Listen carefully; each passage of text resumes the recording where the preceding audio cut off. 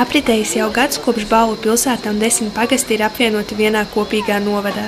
Svētku dienā festivālu parkā aktīvi darbojas gan pilsētas iedzīvotāji, gan ļaudis no pagastiem.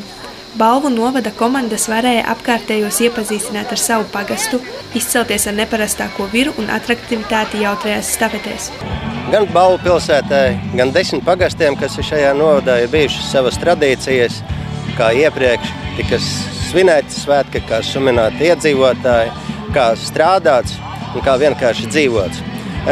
Šī pasākuma norises moto ir visas saules takas vada mīlestība. Mīlestība uz darbu, mīlestība uz savu novadu, mīlestība uz zemi un mīlestība uz cilvēkiem. Mēs centāmies scenāriju veidot tā, lai pagastu ļaudīm būtu vajadzība braukt, jo viņiem ir šeit jāstrādā pie katliem, viņiem ir jāuzstājas. Tas nozīmē, ka ir jābūt komandai, kas brauc. Kamēr citi baudīja novada svētkus, iepirkās amatnieku tirdziņā, pagastu čaklākie un izdomas bagātākie virēji gatavoja uz ugunskura dažādus ēdienus. Katrs pagasts centās izcelties ar neparastāko recepti. Tika gatavotas zupas pat ar jēra, brieža un pīles gaļu. Tomēr iecienītākā bija zivju zupa. To gatavoja vairāki pagastu pārstāvji. Jāteic gan katrs savā īpašā veidā. Šodien mums būs sagatavota vispār receptūra īpašam ēdienam, un tas ēdiens sauksies laimes mikslis.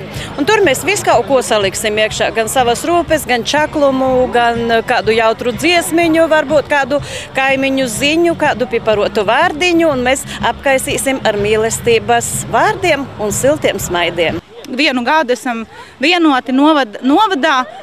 Tad kas var būt labāks par to, kad mēs pienākam pie kopēja galda ar savu tādu brīnumu viru.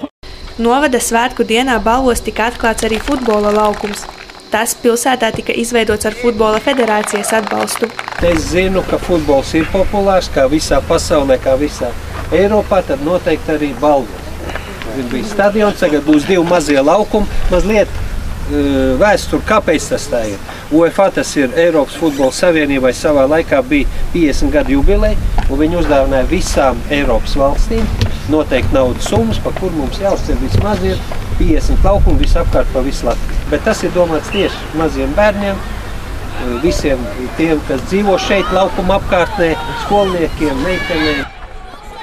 Arī pagastu komandas pārbaudīja savus spēkus sporta spēlēs. Tas gan nebija futbols, tomēr sacensības bija interesantas un netradicionālas. Tas īstenībā nebija sarežģīti, galvenais bija turēties kopā un bumbu neizlaist. Jāskrien ātri, tas arī galvenais nenokļūdīties.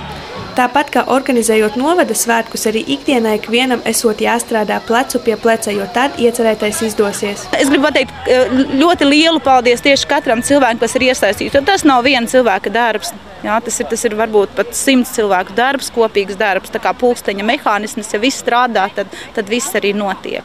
Pēc dienas aktivitātēm svētkos visus priecēja koncertu programma, kurā uzstājās gan vietējie pašdarbnieku kolektīvi, gan Latvijai labi zināmi mākslinieki.